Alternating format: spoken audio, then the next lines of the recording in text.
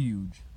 If you have joined or want to join a trade profession, or you're looking for an edge or some real insight to what it means to join an apprenticeship in the trades, get organized.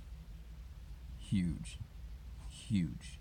You need to be organized, you need to be structured, you need to have a plan.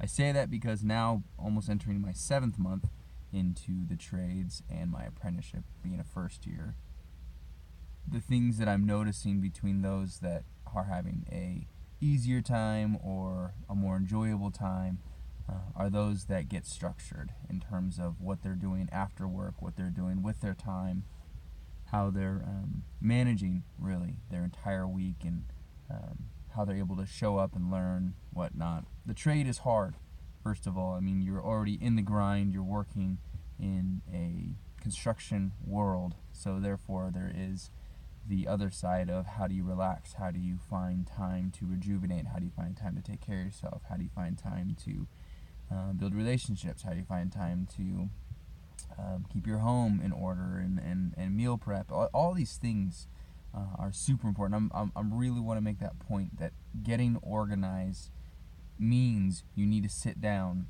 see what you're doing with your time, see how you can create more opportunities or a better form of structure or routine so that you can give your best to the things that you have involved yourself with. So from a first year to others thinking, even if they're in the apprenticeship still, and still finding themselves struggling week to week and just getting bogged down, I highly recommend, and it's huge, one more time, to get organized. Hope all is well. If you have any questions about the trades, if you have any questions on what to do, hope the content is helpful, and shoot me an email or leave a comment, and I will get back as soon as I can. Keep it up.